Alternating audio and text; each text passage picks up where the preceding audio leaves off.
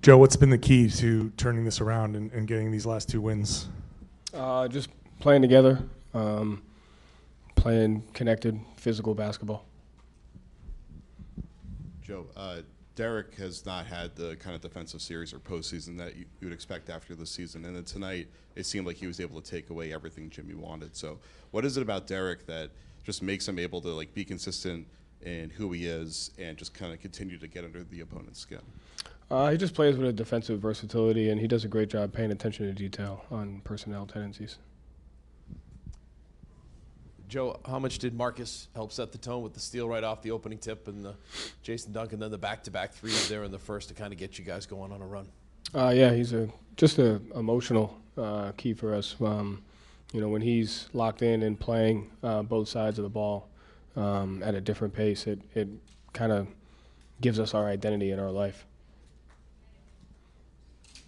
Joe, is this the best performance in your view in the postseason, and what does it say that you've had probably your best 2 performances back-to-back games here? It just says that our backs are against the wall and we're sticking together and we're competing at a high level to give ourselves a chance. And what did Al give you tonight in terms of effort, intensity, particularly in the early going? Yeah, everything he does is an intangible that you can't measure, and just his leadership and his physicality and his attention to detail defensively is big for us. Joe, the forced turnovers tonight, you guys haven't ranked very high in those all year, even in the playoffs. What was different there that allowed you to force the amount of turnovers you did? Just attention to detail, quality shift activity, and awareness to game plan execution. And in terms of managing Malcolm, throughout the game here, as you said pregame, you're going to go with the flow there. How did that go? He gave us the best he could, and we kind of went from there. Hey, Joe, 47 combined points from Marcus and Derek. It seemed like Derek and Marcus both made every big shot that they took.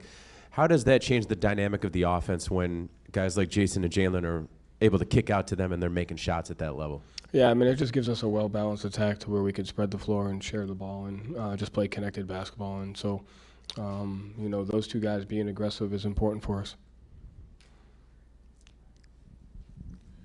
Joe, what's led to the connection? After Game 3, you said you guys were disconnected a little.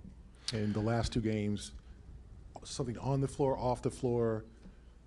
Jalen talked about that dinner they had before Game 4. Like, what's happened? One of our assistants put it in great perspective. The season's like 9 months long, and we just had a bad week. Sometimes you have a bad week at work, and we obviously didn't pick the best time to have a bad week, but we did, and we're sticking together and fighting like hell to keep it alive, and the guys are really coming together. Is the cause to come back from this brought the guys together? I know it's a pretty obvious answer, but how has it, and has it? I think it's just your back's against the wall, you don't have a choice. And so it builds a connection and it builds, just an opportunity. And so, like I've said it all year, the guys in that locker room, they always stick together, and when our backs are against the wall, we just have to continue that. Joe, you talked about Marcus kind of being your identity, and given the situation with your backs against the wall, how important is it for him going forward to continue to set that tone every game you have left? Yeah, it's been that way all year. When he plays at a high level and brings a certain pace and physicality, it's contagious, and he sets the tone for our guys. When he plays like that, it's big for us. Joe, in the last couple of games, you've generated about 30 corner 3-pointers. What is it about the offense that's getting you the shots that you've been looking for, the types of 3-pointers that you've been looking for?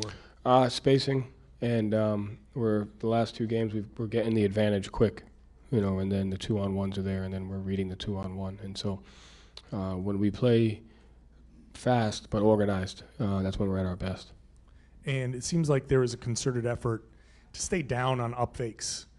Is that something that has come up as part of like the defensive plan, just to stay down when Jimmy Butler's throwing those fakes out there? Yeah, it's definitely a key to keep them off the free throw line. They're a team that can generate free throws and put pressure on your defense, and so just staying disciplined in that is important.